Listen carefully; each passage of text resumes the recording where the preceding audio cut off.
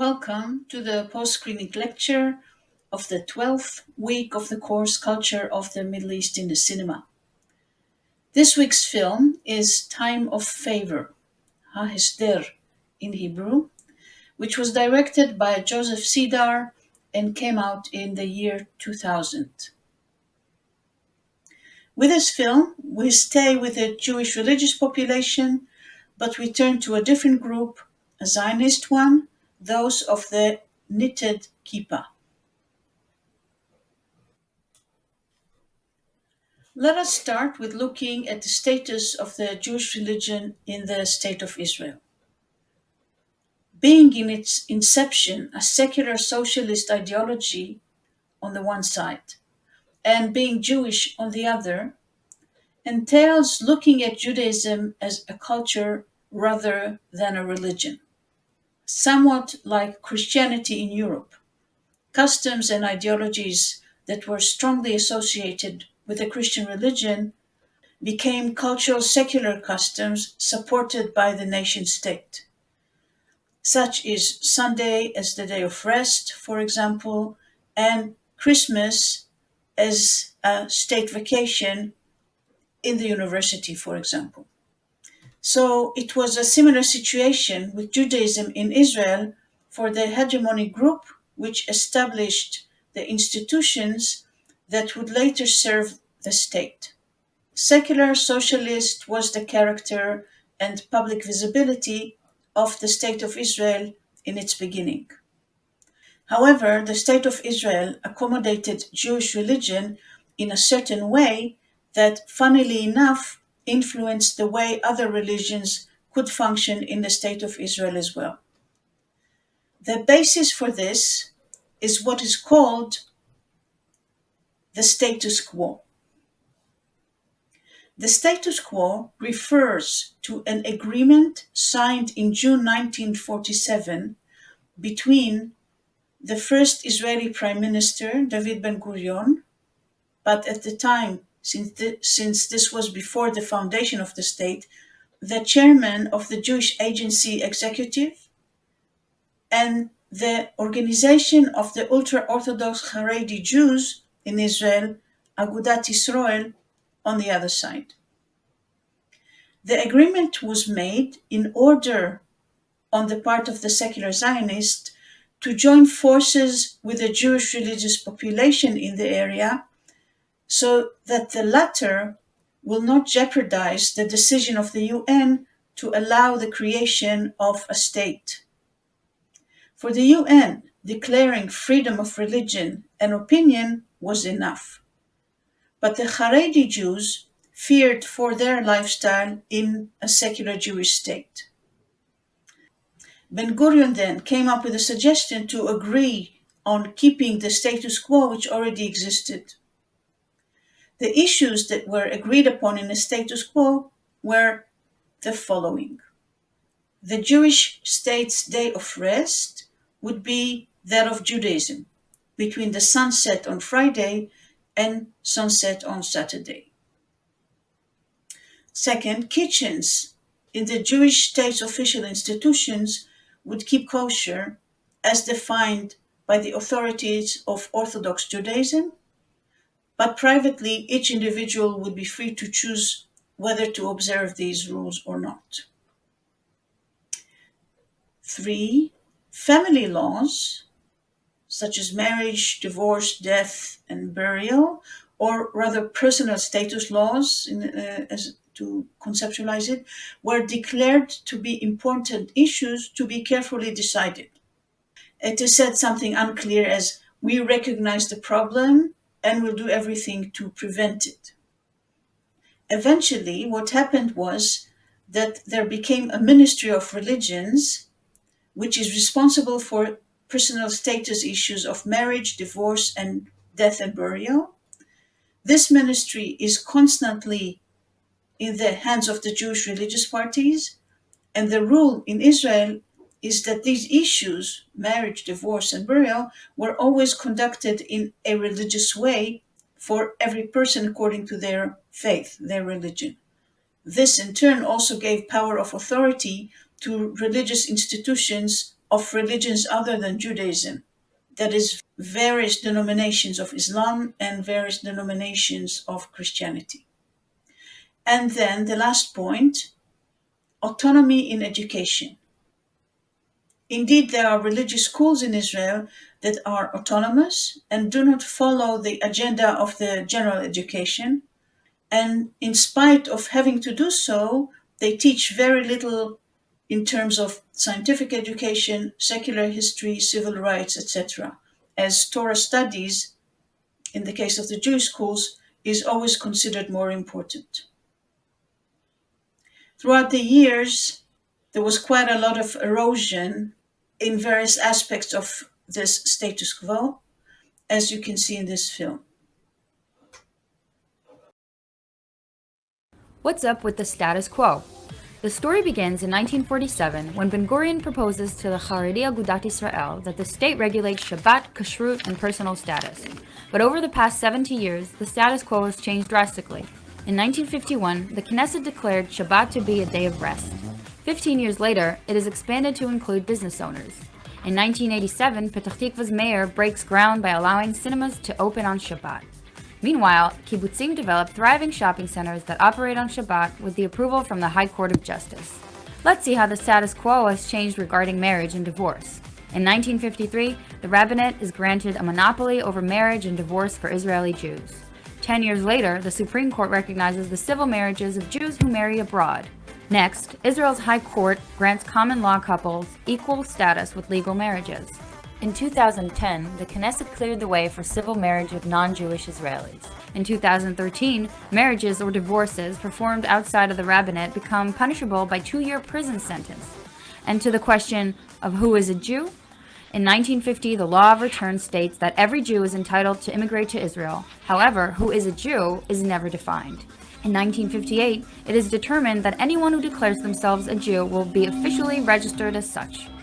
It all changed in 1970, when it was decided that only a person born to a Jewish mother or who underwent an Orthodox conversion would be recognized as a Jew. In 1995, the High Court of Justice recognizes non-Orthodox conversions in Israel. In 2005, Israel's High Court recognizes conversions carried out abroad for purposes of obtaining citizenship. In 2016, the High Court of Justice breaks the rabbinate's monopoly by recognizing private Orthodox conversions performed in Israel. So, what remains of the status quo? Please comment and let us know what you think. Presented as food for thought by IDI. You don't have to answer these questions, of course. Even though the state of Israel has become less religious in terms of its law, it has become more religious in terms of its culture. So let us look a little bit more into the religion of the knitted kippah, of the kippah sruga. A yeshiva is a Jewish study house where Orthodox men study the Talmud. They begin with it as teenagers and can go on doing this for the rest of their lives. At the background, you see a promotion film for one of the yeshivot in Israel. This custom or this lifestyle, where young men spend most of their time in the study house, is common to both Haredi and Orthodox Jews. The daily life in the yeshiva consists of self-learning with a learning mate in groups of 2 or 3. Learning means reading the Talmud and trying to figure out what it says, which is complicated, and checking with later great rabbis what the halakha, the Jewish law, is. There are lessons by rabbis at least 2 times a day, time for other related studies, for prayer, meals, and rest. As youngsters, the people in the yeshiva can spend the whole day studying. But what happens when they get married and start having family? Well, they're being paid by the government for the yeshiva studies and also from donations from Jews outside of Israel and inside. In a lot of cases, women then help support the family in spite of the fact that they have young children at home. In the framework in the framework of the State of Israel, where all young men, at least Jewish young men, are obliged to join the army for a service of 3 years, there is a clash between the military service and the yeshiva study, as the yeshiva life is seen as a religious duty and a way of life, and it should not be stopped, especially not for secular things like the army. An arrangement has therefore been reached between the religious authorities and the army about yeshiva students, that instead of serving 3 years in the army, they will be enlisted for 4 years, out of which they will be in active service for 2 years and will be studying in the yeshiva for the other 2 years. The army has special units for these Orthodox Jews that run according to this arrangement. This Ha-Hesder, this arrangement, is at the background of the film of this week.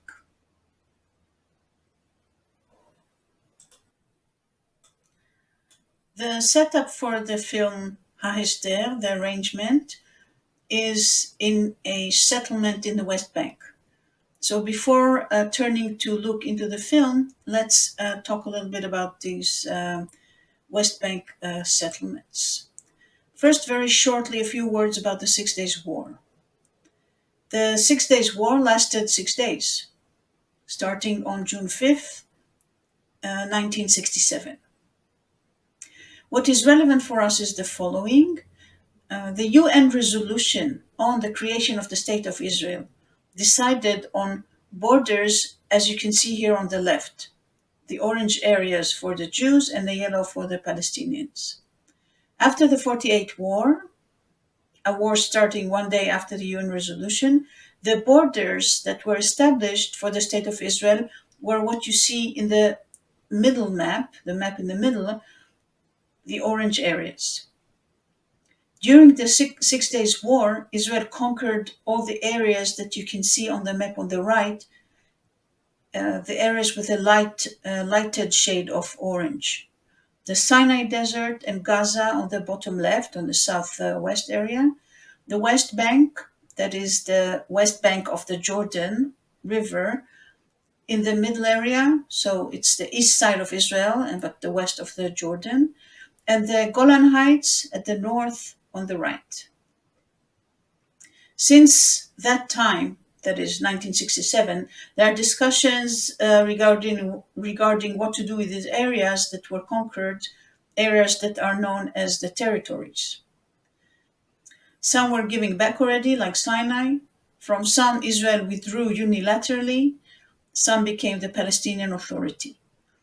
But while things were and are discussed, the Israeli government built or supported building or ignored illegal building of Jewish settlements in the territories, mainly in the West Bank. These are known as the settlements. People with ideologies that hold that Jews have a historic right on the land because of biblical narratives were the majority of those who moved to these settlements, and by now they are cities and towns with population of 3 or 4 generations. Let us look at the ideological background of these settlements.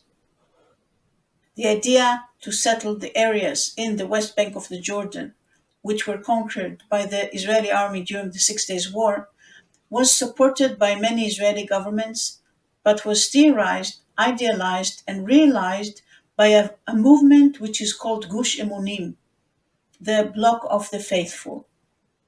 This movement was founded in order to populate the West Bank and Gaza with Jewish settlements. The ideologist behind this movement was Rabbi Tzvi Yehuda Kook, who was a great rabbi and a son of a still greater rabbi, Rav Avraham Yitzchak Cohen Kook. The impetus for the movement was religious messianic, which said that Judaizing the land of Israel will hasten the coming of the Messiah. This movement, it was founded in 1974 after the Yom Kippur War, but its ideology was formulated slightly before the Six Days War in 1967, when this ideology was pronounced by Rabbi Tzvi Yehuda. After the 67 war, the feeling among these Orthodox circles was of an apocalyptic times. This is the real Zionism, they claimed. This is the beginning of the Messianic times and the real foundation of the Jewish state.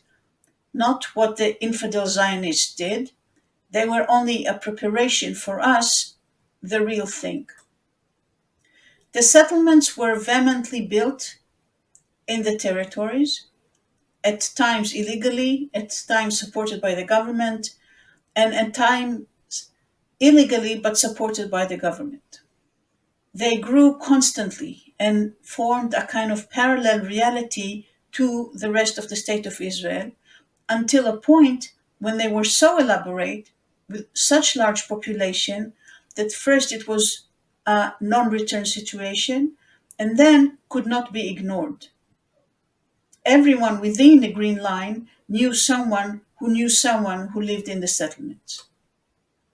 This political reality was created in what is unaccepted manner according to international law, and of course creates more obstacles for any political settlement between the Palestinians and Israel than there were before. But the settlements are now a reality, and they are mostly populated by Orthodox Jews. Some of them are secular or with secular population as well. It used to be very cheap to buy houses there. And some are Haredi, but not many. So Israeli Orthodoxy of the knitted kippah are the dominant voice in Israeli society now. Typical for rising voices, they blend with the local narrative, so they use a lot of the symbols of early Zionism, such as connecting to the land, doing agricultural work, being the new Jew. They adopted many of the secular cultures such as Israeli literature and music, as well as secular outer appearance. I would like to look into the current situation in the settlements, how they, the settlements, are perceived by the people that live there. Here are some clips from a film made by a young woman from Tel Aviv, who is very far from the ideologies of the people in settlements. She went to the West Bank to see and hear what people think and do. Here are the fragments from the film.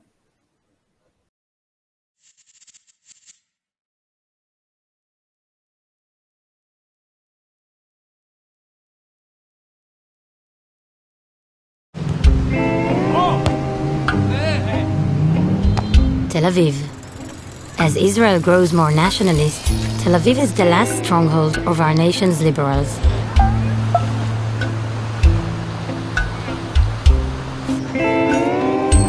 It is a super cool cosmopolitan city and the place I call home. In 2016, I decided to say goodbye to Tel Aviv and spend the summer with the Israelis that I disagree with the most, the settlers. Since Israel's ongoing military occupation of the West Bank that started in 1967, Jewish settlers have moved to the Palestinian territories into settlements that are illegal according to the international law.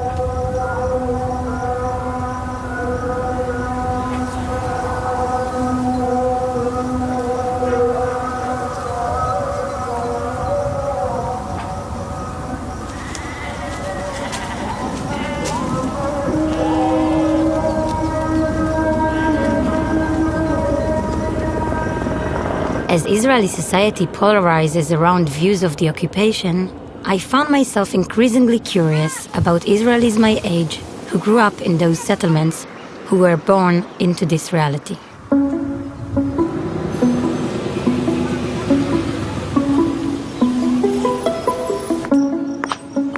I ended up in one of the oldest Israeli settlements called Tekoa, which was founded in 1977.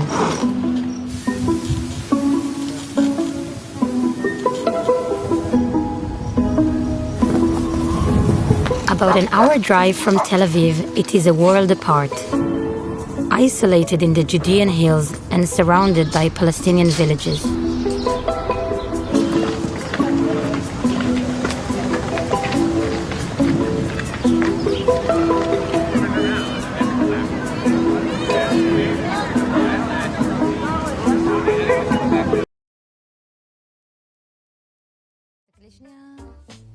סבבה, פוקוס.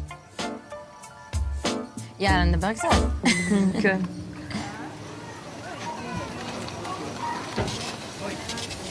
איך זה היה לגדול פה? בתור ילדה זה היה נהדר, בתור מתבגרת פחות. זה עכשיו יישוב ענק. זה היה ממש ממש חור, והייתי כזה, למה הבאתם אותי לחור הזה וכזה. כשאתה חושב עכשיו על סיטואציות של אתה נוסע וליד הרודיון זורקים אבנים, ואבא יוצא מהסובארו סטיישן עם M16 ארוך ומפרק מחסנית על הקיר כדי לייצר הרתעה, כי זה מה שהיה, אז ככה התנהלו העניינים. אז עכשיו כשאני חושב על זה, זה... הארדקור. זה הארדקור. בשביל ילד זה מעניין, אבל לא הארדקור. אבל עכשיו אתה יודע שכן. ואיך הסבירו לך את זה, נגיד? שהערבים רוצים להרוג אותנו.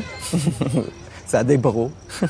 אני רק צריכה שתשחית, סליחה. Unlike Tekoa, which is considered a moderate settlement, the Jewish settlement in the Palestinian city of Hebron is the most extremist of all, where extreme settlers live in the midst of a large Palestinian city. Moria grew up there. הפחד הכי גדול שלי בתור ילדה זה היה מדקירה. כל הזמן הייתי מנסה לדמיין, אם הוא יבוא מכאן, אז יהיה לי אבן ביד וזה, וכל הזמן היה הרבה סביב זה, אבל את חיה במציאות חיים כזאת, שאם את מפחדת, והערבי בא ותוקף אותך ברחוב, ואת לא מחזירה ולא עושה שום דבר, אז הצעד הבא אחרי זה זה ללכת רק בליווי, ואחר כך להתמגן, ואחר כך לא לצאת מהבית, ואחר כך לא להיות במקום הזה. אז לי בתור ילדה היה תיקים במשטרה על כל מיני האשמות כאלה, על הפרת סדר, יריקה על ערבים, דברים כאלה. It seems like we grew up in totally different worlds. כשגדלתי פה, הכל היה מאוד מופרד, אנחנו וערבים. ההלך רוח פה זה לא להתערבב איתם. הם אויבים, צריך להיזהר מהם. הם באים מדי פעם, הם פועלים, הם באים לבנות, וזהו. לא מפריע לך שהילדים שלך גדלים פה, כאילו? שזה מעצב גם אותם באיזושהי צורה? כן, אבל אני עומד על המשמר, מהבחינה של זכויות אדם וערכים הומניסטיים, אני משתדל. אבל ברור שהם קולטים הרבה מסרים סמויים, תת-קרקעיים כאלה של, איך נקרא לזה? אם אתה עובר יום-יום בשער ורואה 200 פועלים פלסטינים בשער, זה משהו שכן כדאי להיות מודע אליו. אז בהתחלה זה מציק לך ואתה מתהפך איתך קצת הבטן על סוג של שוק עבדים. אבל בפעם ה-30 אתה כבר נהיה אדיש לזה. אני לא יודע איך הם יתרגמו את המציאות שהם חיים בה עכשיו לתפיסת עולם שלהם ולערכים שלהם.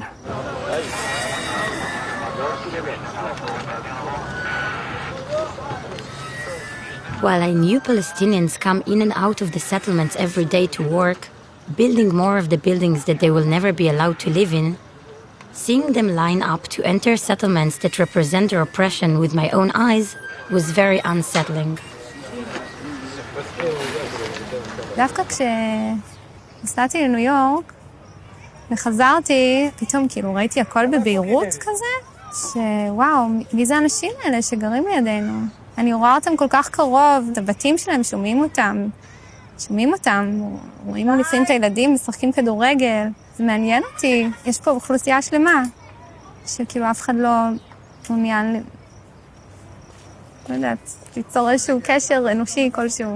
וואלה, מודע, אף פעם לא ישבתי וחשבתי מה עם השכנה הערבייה שלי ואיך היא מרגישה, כאילו, זה לא חושבת כאילו שזה מחוסר אכפתיות, פשוט מבחינתי זה ברגע שזה מצב של עם עוין עם, מבחינתי זה לא רלוונטי איך היא מרגישה, את מבינה? הקיום שלנו תלוי בארץ הזאת. אני מאוד אוהבת את המדינה הזאת, אני מאוד רוצה להישאר בה, אבל המקום הזה נהיה דתי, לאומני, פשיסטי מבחינתי, מאיך שאני רואה את זה.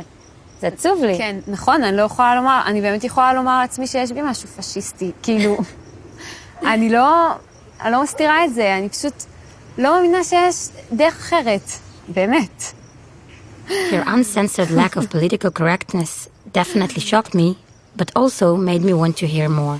אנחנו יש לנו משק חקלאי. ויש לנו לא מעט עובדים ערבים, שזה משהו שהוא פחות נפוץ פה. אני הכרתי ערבים מגיל מאוד צעיר, והכרתי את התרבות מגיל מאוד צעיר. אני גדלתי פה עם ערבים באיזשהו מובן. הרבה דברים זה לא התרבות שלי, אני מרגיש שוני מאוד מאוד גדול. אבל יש המון ערכים מאוד מרשימים. כשאתה רואה את הפנים מאחורי האנשים, אתה רואה דברים בצורה יותר מורכבת. In January 2016, a Palestinian teenager stabbed co-resident Michal Froman at the local thrift shop. She was 4 months pregnant at the time. כל הזמן שאלתי את אלוקים, כאילו, למה הוא דקר אותי? כאילו, הרגשתי שהוא בא אליי. זה היה מאוד מאוד חזק, שזה מכוון אליי ורוצים ממני משהו. ברור שזה בגלל שאני בן אדם מאמין, אבל זה גם היה מורגש. מה, שהוא בא לחפש אותך, כאילו? שזה מדברים עליי פה, שרוצים ממני משהו פה. אני חושבת שבגלל זה גם הרבה היה אישיו, כאילו זה שאני לא כועסת על המחבל וכל הסיפור הזה. אז מה אומר את כל כאילו... אנשים לא מסוגלים לשמוע משהו שהוא מורכב, אז הם הופכים אותי לשמאלנית, ואז חבל שהוא לא גמר את העבודה, את המלאכה. ככה קיבלתי כל מיני ברכות כאלה. לא. כן, ולא עלתה בשנאה, כאילו פשוט עלה בצער על המצב הזה, שאנחנו חיים ככה בתוך האישור שלנו בפחד הזה, ושנערים כל כך צעירים יוצאים עם סכין. כל המציאות הזו פשוט היה לי רחמים עליה, והמציאות גם, אני מאמינה שאין אשמים גם. באמת, עם ישראל אין לו איפה אלא ארץ ישראל. באמת הפלסטינאים, ההיסטוריה גלגלה אותם לפה והם פה. אין כאן אשמים, ויש רק, זה המציאות. בוא נעשה את זה הכי טוב שאפשר, כאילו. גם לצד השני צריך להסביר את זה, כאילו. אבל קיבלת באמת גם מסרים אחרים מפלסטינים אחרי זה? כן, אחרי הפיגוע, 2 משלחות באו לסולחה, והקימו תפילה, זה היה מרגש מאוד. אצלי על השטיח, אללה אכבר. לא נכון. כן, זה היה מדהים. זה היה מדהים.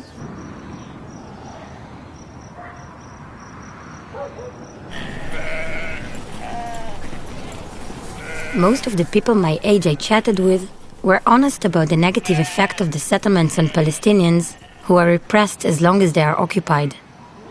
I wondered how they still choose to live here.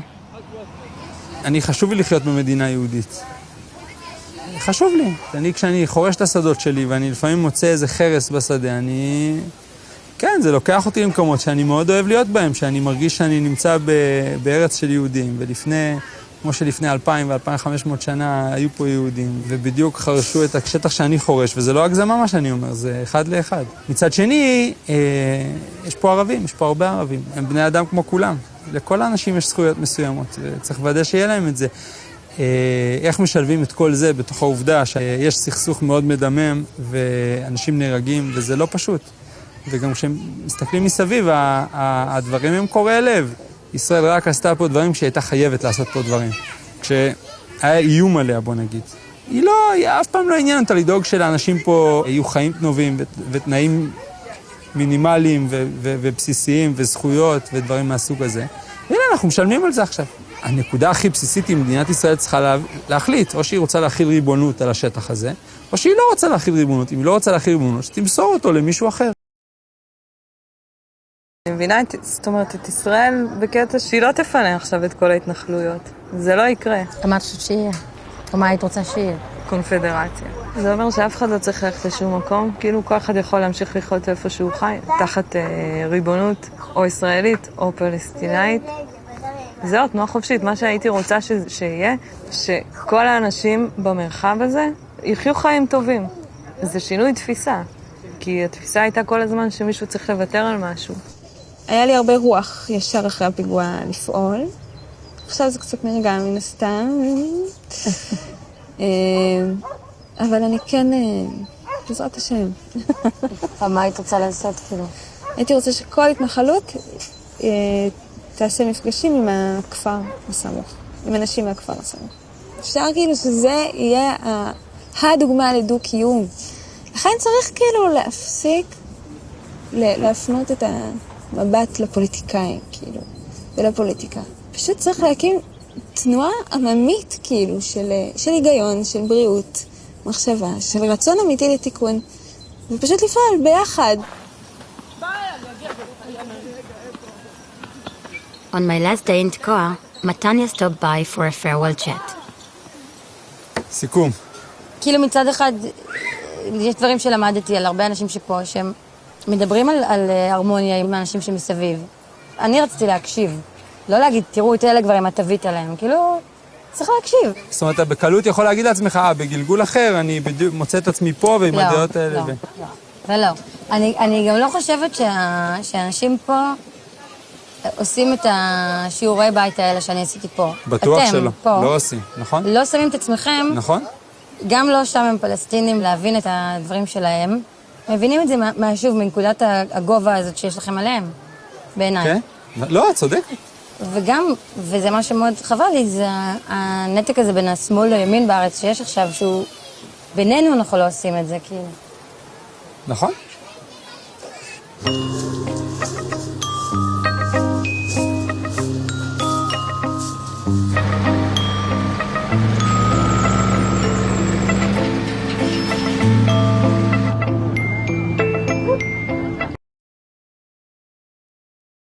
תראי, אני גם תוהה הרבה פעמים אם הייתי גדלה במציאות אחרת ובמצב אחר, אם היו לי דעות אחרות. באמת, אין לי מושג, אני לא יודעת להגיד לך, זה כאילו, אנחנו מושפעים בסופו של דבר מאוד מאיפה שגדלנו.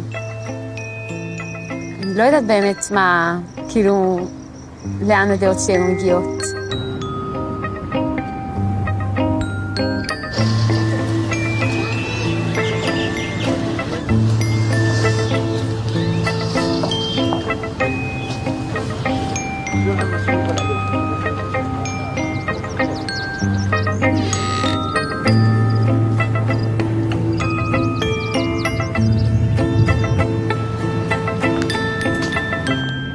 Joseph Cedar was born in New York to a modern Orthodox Jewish family.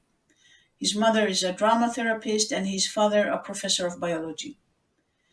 He came with his family to Israel when he was 6 years old, lived in Jerusalem, studied as a teenager in a yeshiva, and later studied cinema studies in New York University.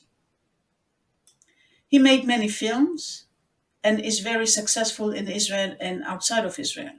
Joseph Cedar is part of the same group of Israelis which we see in his films. The themes of most of his films have to do with Orthodox Israeli Jewishness, army, and Jewish intellectualism or yeshiva life. As such, he is innovative because, as with Mizrahim, the voice of the religious Jews was not part of the hegemonic voice in Israel and not part of the socialist ideology, even though there were a few religious kibbutzim as well.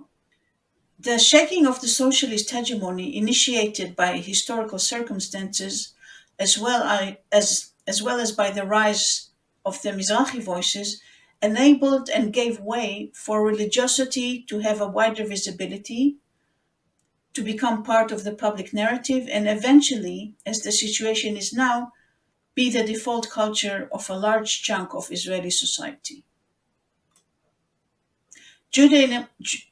Judaism now moved from being a culture to being a religion, as most instances which were culturally Jewish, such as holidays, history, and ancient literature, are now instances of religiosity with a knitted kippah type of religiosity as signifiers of Israeli Judaism. The main characters of the film are yeshiva students from a yeshiva which is located in a Jewish religious settlement in the West Bank. Two students lead the story. The one, Menachem, a charismatic student who is chosen by the admired rabbi of the yeshiva, Rabbi Meltzer, to become the military commander in a new military unit which the army gave, so to speak, to be populated by Orthodox Jews only. This unit is a battling unit, and the commander and the soldiers feel that they have to prove to the army that they are as good as a secular unit. They feel that the army is a bit hesitant about trusting them, as their ideology of settling the territories was considered extreme right by the army. The other important character, Pini, cannot join the army as his health is failing, but he is a genius in Talmudic studies, and the rabbi wants him to marry his daughter, the rabbi's daughter, Michal. Here is the first complexity of the plot. Michal is not attracted to Pini and does not accept his courtship, but is attracted to Menachem. Menachem, who is also attracted to Michal, tries to shake his feelings away as he feels loyalty to Pini and submission to Rabbi Meltzer's will. Michal is frustrated by the hotly ideological attitude and religious fervency in the settlement with a dramatic attitude. She leaves the settlement. This is one knot of the plot. The second knot in the plot that has to be solved focuses on Pini. Pini is frustrated by Michal's rejection, tries to do some heroic act to bomb down the Dome of the Rock shrine using an ancient tunnel that leads from the settlement to Jerusalem. For this purpose, he convinces one soldier from Menachem's unit to steal explosive material. This theft is discovered, and the army turns against the unit and its commander, who are anyway already suspected. And the drama ends with Pini's death, Menachem's giving up on submission to the rabbi, and his joining Michal. For your assignment this week, please answer these 3 questions. First, how does the ideology move the plot line in the film? The second question is, tell about attitude towards the settlement enterprise in the film. There are more than one, so just tell about them. And the third question is, how are the secular Jews depicted in the film? They are mainly secondary characters, but how are these secondary characters depicted? What is the attitude toward them? Submit your answers in the assignment button found directly below this lecture, or in the assignment of week 12 in the submission section on Nestor by the 12th of December at midnight.